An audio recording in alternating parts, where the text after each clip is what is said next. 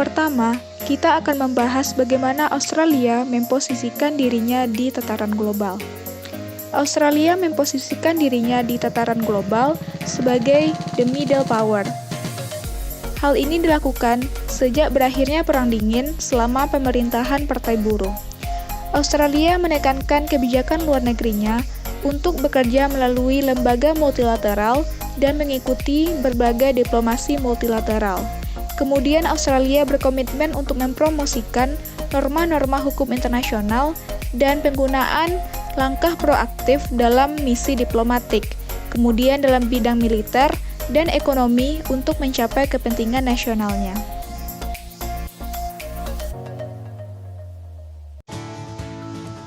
Kemudian, Australia juga memposisikan dirinya sebagai kekuatan kunci di kawasan Pasifik Selatan, di mana Australia lah yang menjadi leader dan bertanggung jawab dalam menjaga stabilitas di kawasan Pasifik Selatan.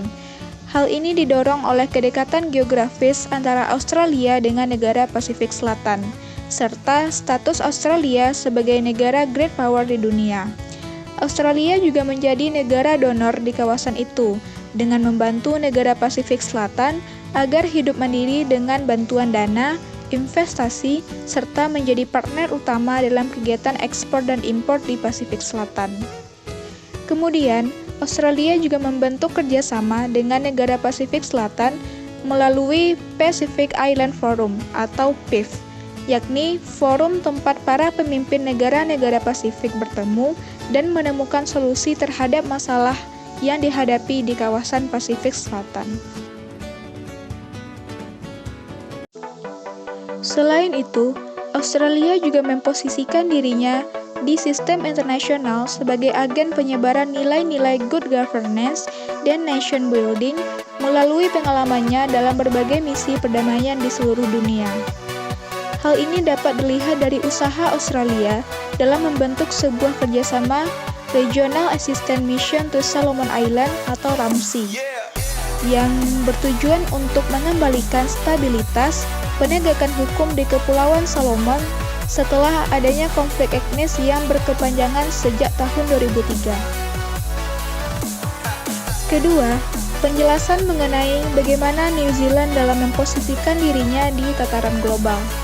Seperti tetangga dekatnya Australia, New Zealand juga memposisikan dirinya sebagai the middle power di tataran global, yang mana ia merupakan negara demokrasi liberal yang ingin menciptakan dan menjaga perdamaian dunia, khususnya di kawasan Oseania.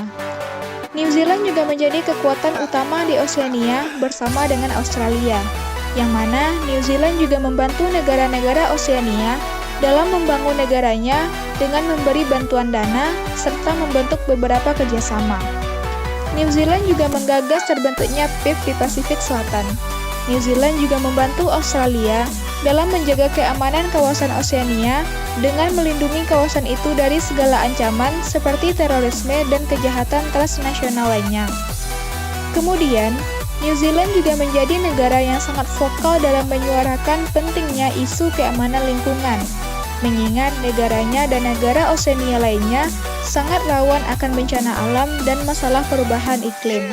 New Zealand juga banyak menjalin dan memperkuat kerjasama dengan negara lain seperti Indonesia, Amerika Serikat, dan ASEAN melalui pembentukan ARF atau ASEAN Regional Forum.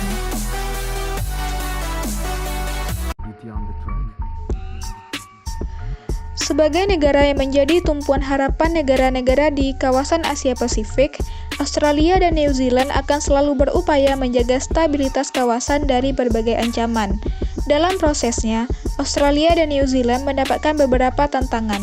Pertama, tantangan penyebaran ideologi komunis di kawasan Asia Pasifik, di mana kondisi ini merujuk pada pasca Perang Dunia II dan di era Perang Dingin.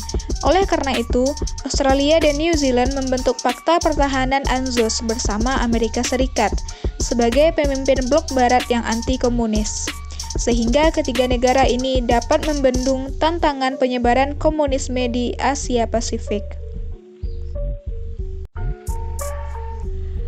Kemudian, tantangan terbesar yang sedang dihadapi oleh Australia dan New Zealand saat ini adalah ancaman kekuatan Cina yang semakin kuat menebar pengaruh di kawasan Oseania dan Asia Pasifik.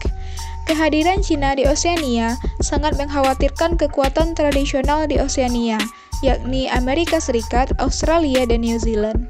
Mereka takut jika posisi dan kekuatan mereka akan digeser dan digantikan oleh Cina, di mana Cina telah berhasil mencuri hati negara-negara Pasifik Selatan dengan bantuan dana, pinjaman luar negeri, investasi, dan pembangunan infrastruktur yang sangat dibutuhkan oleh negara-negara di Oseania. Meskipun demikian, pemerintah Australia dan New Zealand melihat jika bantuan yang diberikan oleh Cina ke negara Oseania hanyalah merupakan debt trap atau jebakan hutang yang digunakan oleh Cina untuk menguasai wilayah Pasifik Selatan. Karena setiap negara diberikan kucuran dana dengan jumlah fantastis oleh Cina, seperti Vanuatu yang sudah berhutang pada Cina sebesar 44 miliar dolar Amerika Serikat. Selain itu, Cina juga mengembangkan program Belt and Road di Solomon, Vanuatu, Kiribati, Papua Nugini, dan negara Pasifik lainnya.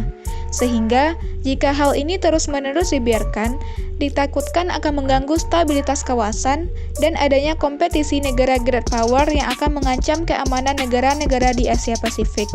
Apalagi mereka menakutkan adanya peningkatan penyebaran komunisme di Asia Pasifik karena kehadiran Cina. Sejalan dengan itu, isu pembuatan pangkalan militer Cina di Vanuatu semakin mengancam posisi Australia dan New Zealand di Oseania, sehingga pada tahun 2018, Australia dan New Zealand membentuk strategi Pacific Step Up dan Pacific Reset